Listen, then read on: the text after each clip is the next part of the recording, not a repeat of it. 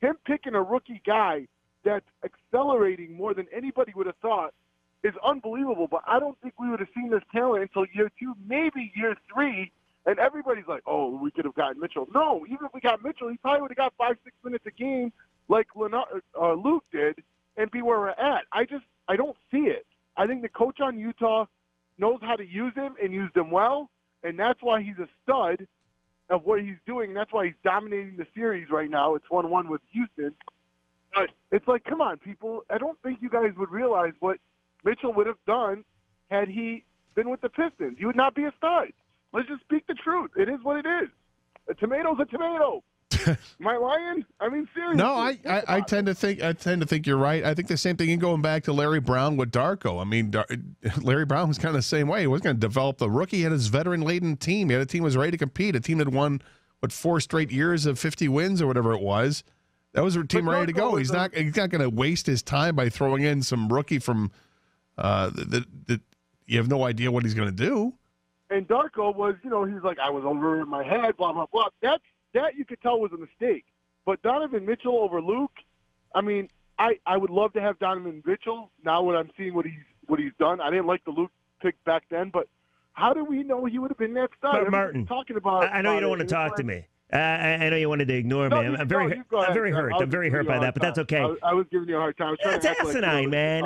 That is absolutely asinine. What? You don't think Donovan Mitchell would have, I don't know, showed the coaching staff in his short time in Detroit that he deserved more playing time? And once you get more playing time, Stan Van Gundy does not know how to use rookies. Look at his resume.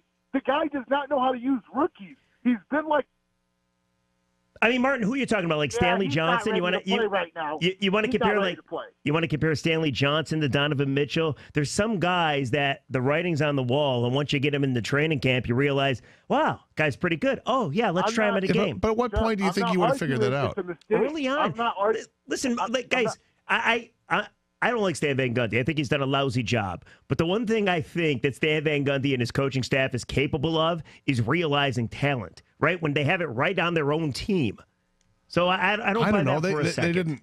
They couldn't figure out where the talent was in the draft. I'm not so convinced they would have figured it out when they had it every day in practice either. I mean, they had the guy to work out. So you think Donovan Mitchell would waste away on the bench? I don't think I didn't say. Don't put words in my mouth. What I would tend to agree with Martin, though, and think that it would take him a longer time to develop here than he did somewhere else. I think he would get a better opportunity with another team like Utah than he would have gotten here with this team. Because I don't think he would start from day one. So are you guys saying there's no reason to be upset that Donovan Mitchell's not a Piston because he would just be wasted here? Why do you put words in my mouth and just ask me the question? I just think it's silly. Ask me a question. I think it's silly. Ask me a question. I'll give you an answer. Well, I know rather what than you assuming think. that. No, you don't. I know what you think. What do I think Donovan Mitchell would take longer to develop in Detroit. You don't think that Donovan Mitchell would have led the Pistons to the playoffs. Is that accurate? I don't know if he would have. I think it would have taken him longer before he got his opportunity to understand, to show what he is. I don't think it takes away that he's still a great ball player. I think it would have taken him longer to figure it out. Yeah, because I think Stan Van Gundy has been horrible with the Pistons. Stan did pretty good with Dwayne Wade, right?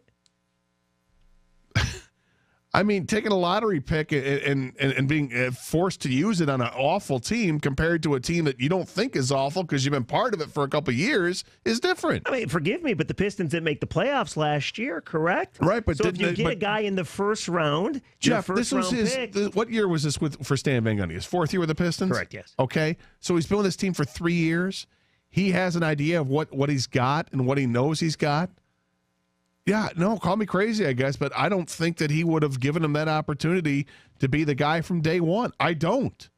Now, do I think that by the second half of the season, that obviously his talent would emerge? Sure. And I think it would have been too little too late. I disagree wholeheartedly. By the way, people are upset at us. At us or you? Well, us, because we've mentioned, the one individual mentioned, Martin mentioned it, and I mentioned it. The Free Press article says Detroit Pistons passing on Mitchell isn't like Darko, it's worse.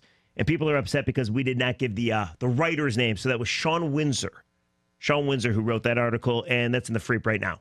0 minutes ago. I didn't see the article, so that was on you. Well, I'm just saying. So I just threw you under the bus. You like that? Yeah, I'm fine with that. Because I'm listening to you tell me about an article you read. I don't know. 248-539-9797 is the telephone number.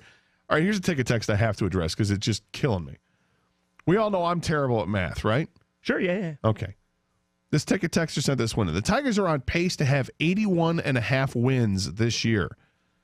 Last year, the Twins got in with 85. Not saying the Tigers have a chance, but I'm saying they have a chance. Well, except for the fact that they're not on pace to have 81.5 wins. Their pace right now is 72 wins. What'd the texter say? 81.5. I like the texter better than you. Well, I would like that too, except that here's the easy way to do it. 81 wins. No, I don't care. I'm going to have to explain it. I got to explain things. 81 wins on the season is 500 baseball. The Tigers right now are playing 3 games below 500, so their pace is nowhere near the 500 pace that this texter is. Actually, the texter hasn't been over 500 baseball. Is there any chance that the texter texted when the Tigers were like, have they been 500 this season? Yeah, but it's been a while. I don't know if they have. I don't think they have, but maybe they were 500 and he texted in the 5th inning. So the game was halfway over. Would that make for 81.5? What makes Cleveland so great? 3 games over 500 right now, and you're giving them the division? The Twins lost 100 games 2 years ago and made the playoffs last year. That's right. Can the Tigers beat Cleveland? No, they really haven't shown they can. All right, thank you. Cleveland's got a pretty nice pitching staff. That's all I want to. They got some pretty good hitters. Tigers have a nice pitching staff so far. Edwin Encarnacion hit 3 bombs yesterday for Cleveland. Hey, listen, I'm willing to bring this discussion back up June 11th. That Monday, June 11th, Tigers have an off day, and they'll have just finished up a 3-game series with the Tribe. And the gauntlet of other teams they have to get through. And then, if they're near 500, then I will acquiesce and say, you are correct, sir. 2016 NBA draft, I was screaming for Karis LeVert. We got Ellenson. LeVert and Donovan Mitchell could have won us some games. Sucks. It's Pete. Now, couldn't they also gotten Devin Booker that year? Yeah. Okay. That's the one usually people bring up. But whatever, Pete, nice of you to bring this up. And look, it's interesting because the playoffs are right now in the NBA. They're ongoing. You see Mitchell play last night, and he has a fantastic dunk. He's been a great player this year. And it really kind of sparks interest in basketball. Again, to have another young superstar is great. You want to see this. You want to see the guy develop. It sucks because he could have been a Piston, and he's not. But that's neither here nor there. The NBA playoffs have been intriguing. I thought it was going to be just pencil in Houston taking on Golden State in the finals, in the conference finals, and we'll go Cleveland and Boston, and boom. Well, that's not the case. You know, Houston realizes they've got a dogfight with Utah. Boston probably going to get there over Philadelphia in the Eastern Conference. I'm not ready to say that just yet. Well, I'll say probably because they just have a better coach. They're at the very least severely injured, and they still beat Philly. It was one game, Philly. I don't think it's Philly's time yet. I don't think they're ready for it. I'm not ready to say that at all. Now, but you got Cleveland and Toronto, which is a very intriguing series. Cleveland comes back and wins the game the other night, and it's ridiculous they were able to win that game. It was a choke job by Toronto. Cleveland is the team that Toronto has to get by to move forward as a franchise, much like the Pistons had to get past Boston and the Bulls had to get past the Pistons. But the playoffs have been better than I thought they were going to be. Been great. Then I've been watching the NHL playoffs, and they're fun to watch, too. You got in the Western Conference, who knew that Vegas was going to be as good as they are? You look at the Eastern Conference, and you've got the dream matchup that you want. It'd be better if it were the conference finals. So, hey, we'll take it here in the semifinals with Pittsburgh and Washington going at it. You got Ovechkin and Crosby. That series is must-see TV, and they play again tonight.